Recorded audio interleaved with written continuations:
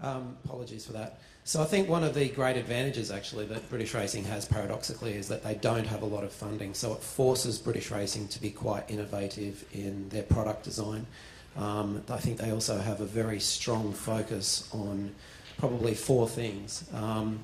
In recent years, a very strong focus on packaging for the broadcasters, and if you look at any successful sport in the world, any successful international sport, they start with what works for the broadcasters, and I think British Racing is starting to do that and has done some very good things in the last few years through RMG and the package with Channel 4. A focus on improving the race day experience, something that David Fraser will talk about a little later in his session. The development of Racing for Change, which was an initiative started in 2009 for a central PR and marketing function. And I think sensibly a proactive relationship with the betting industry, which shouldn't mean selling out to the betting industry. It simply means a proactive relationship with the betting industry. So I think as someone who has sort of travelled around and ended up in Britain, there are some distinct advantages to not having some money because it forces you to be quite innovative.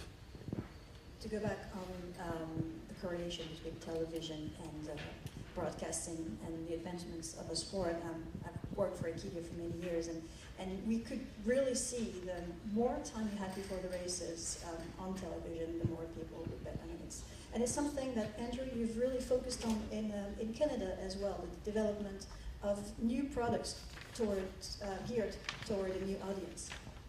Sure. Thanks, first of all, for allowing me to participate today. With regards to our television product, we, like many, have multiple kind of platforms. We've got our simulcast, we've got our network television, regularly appearing shows, and we've got our own horse racing specific channel which runs 24 hours. And what we found was it was all overlapping. It was all catering to the same customer. It wasn't purpose driven. And what we found was for our network shows, the real reason for them being was to attract new customers, was to expose them to new customers. And by thinking it through that way, we really changed the format completely and simplified it. And we knew that this would not be very appealing to our core customers, and we expected that negative feedback, and we got it. We were told right away that this was simple and idiotic, and we were dumbing it down too much. But the purpose was to try to get new customers involved and try to drive new accounts to our account wagering business. To that end, we showed within 2 years 40% audience growth for television. And we used the account wagering startups, which was based on promotional codes within the show to determine that they were coming from the show. And from going from untracked before and not knowing what it was doing to create new wagering, we were able to see several thousand accounts contribute more than 12 million in new wagering that we hadn't captured prior to that. So it gave us, it was purpose driven. Its mandate was to try to introduce new customers, so a lot more of explaining what was happening in the races, which was too simple for our core customers, but that's fine. We already had a product for them. We have the simulcast shows. And to that end, we have a very different network television programming, which is really catering more towards player development than sustaining our existing wagering. And you're looking at new demographic as well. As you said, the diehard fans are always going to follow. Once you're hooked with racing, you're going to stay true to it, but the idea is to rake new customers in. Yeah, I don't think you can ever take them for granted and say you're always going to have it, but you treat them differently.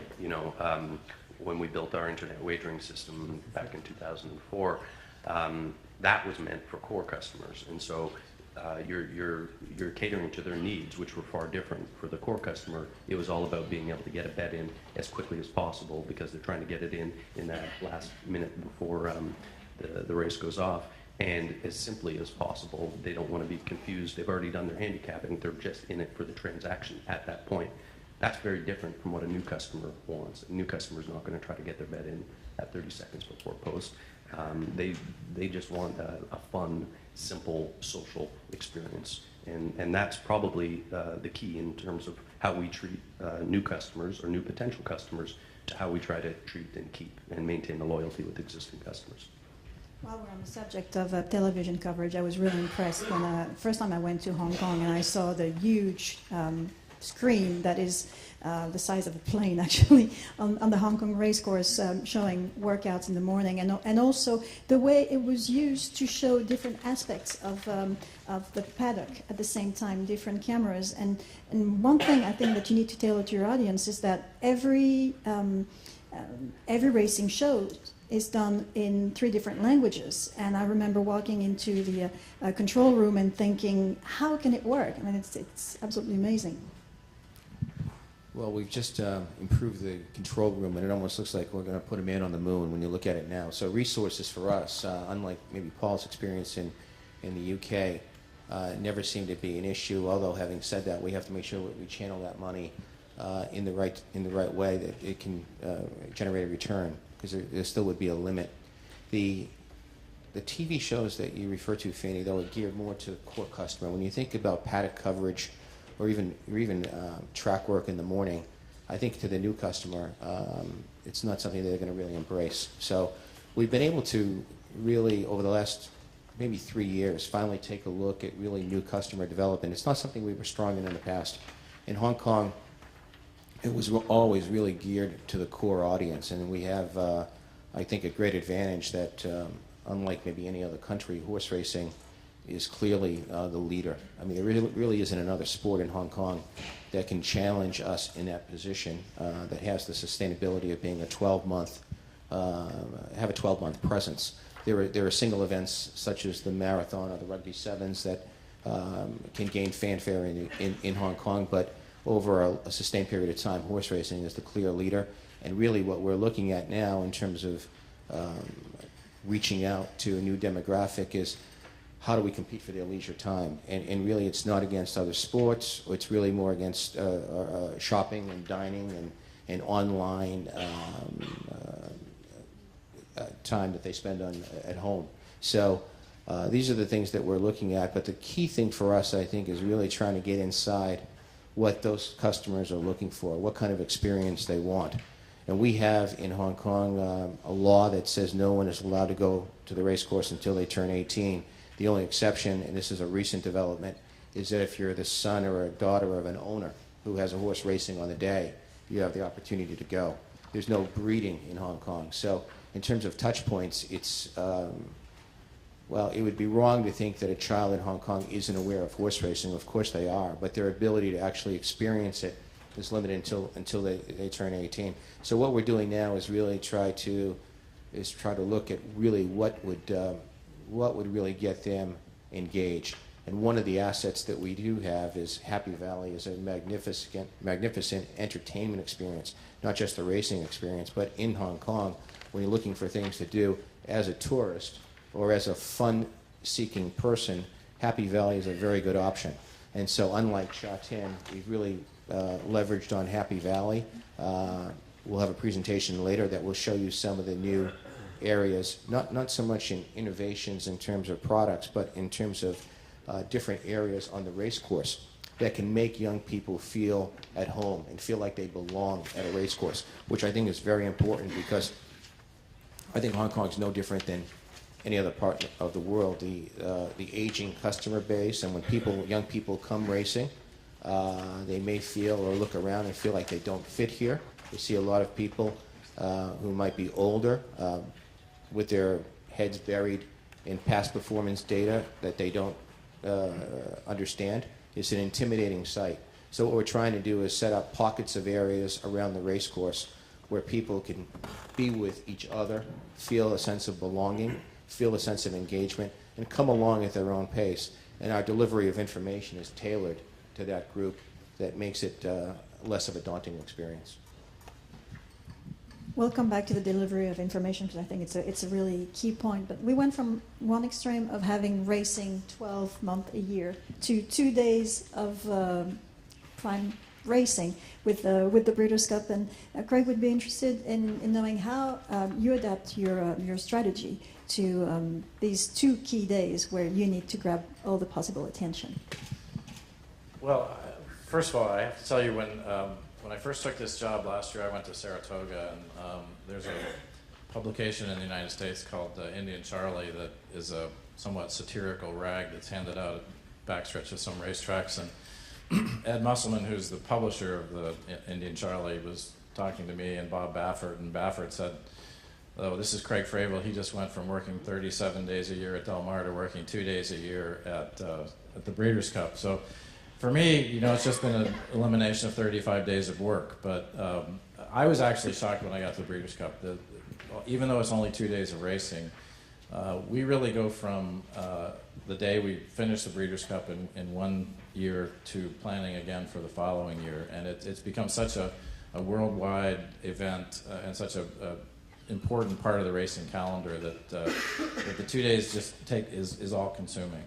And we've done a lot of work in the last year. I think one thing people will notice when they go to the Breeders' Cup is that although we're sticking with the 2-day racing format, we're doing more and more events that surround the Breeders' Cup. So it's as much a racing event, and certainly the very first objective is to have the best possible racing product on the racetrack.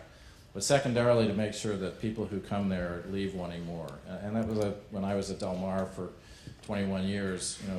The one thing I always noticed is when the fans got there at the end of the day, they were kind of wishing there was one more race. But we never added, 12th and 13th and 14th races because we always wanted them to leave thinking that they needed a few more. And last year, it was my first year at the Breeders' Cup, but the day of racing went so quickly because it was just so entertaining and the crowd was having such a great time. And part of our job is to make sure that they continue to have that kind of experience, whether it's some of the things that Bill was talking about.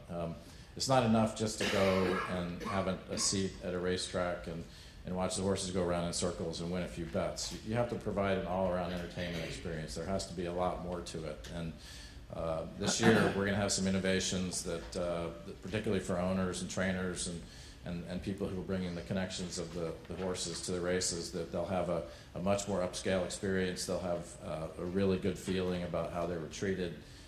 And we're only scratching the surface of how well we can do that. And that's the overall entertainment and event experience is becoming more and more important. And you see that everywhere. The really successful race meets in the United States, and I think elsewhere, are those that provide a great entertainment experience, all around enjoyment for the public. And that's another very important thing. How do you keep people entertained, and how do you inform them with the innovative ways? I know, Andrew, you mentioned you were working on a wireless application and having bidders that came from different areas, not just the kind of businesses that you would expect to apply for these kind of applications. Sure. The project that you're talking about is actually a new customer development one as well. So a little less about getting information out there, except if it's relevant to potentially a new bettor. And so what we've done is we're currently out with an RFP for a new mobile-based interface for betting that caters to the needs of a new customer, one that we've targeted as pretty similar to our existing customer, but younger, meaning typically male, currently bets on other products, probably sports, could be online poker, etc. And what is it that's going to appeal to them? In breaking it down that way and doing some research and some verifications kind of with the market, we ended up with fun, simple, social. So we basically put together an RFP looking for a betting interface that ties that in. And when we went to the market with it, we're in the middle of that RFP right now.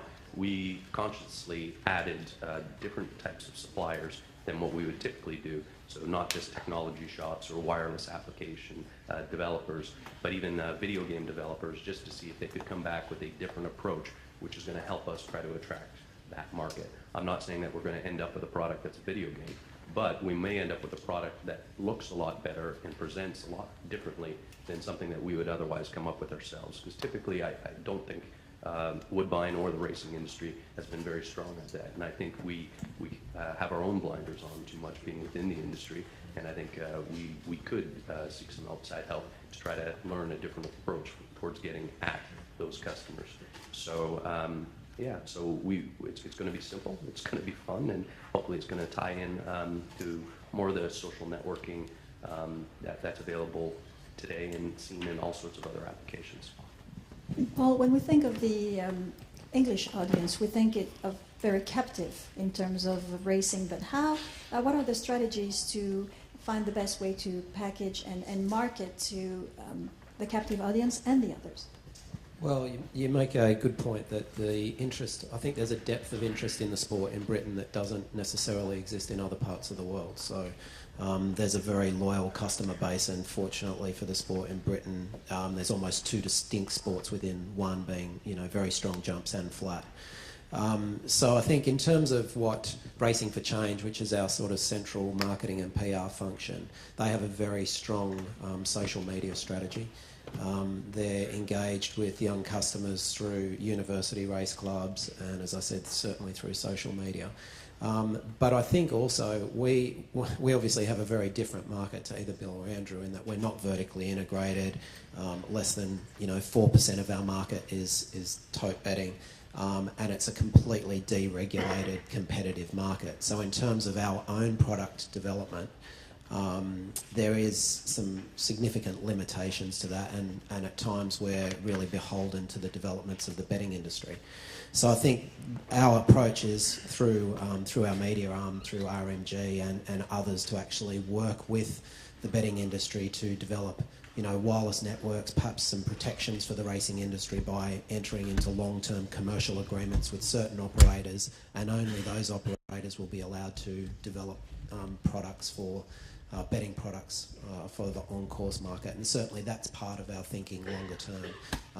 But as I said, a very different regulated market. So a lot of our interaction with the customers is actually from a non-betting perspective. It's more from a marketing and PR perspective. And Bill made the point that in Hong Kong you can't really go racing until you're 18. We know from our research that a lot of participants in British racing come through pony clubs and start very young in Britain, so they actually have a strong interest in the sport from very early on in their life. So, again, that's a different dynamic that we're working with.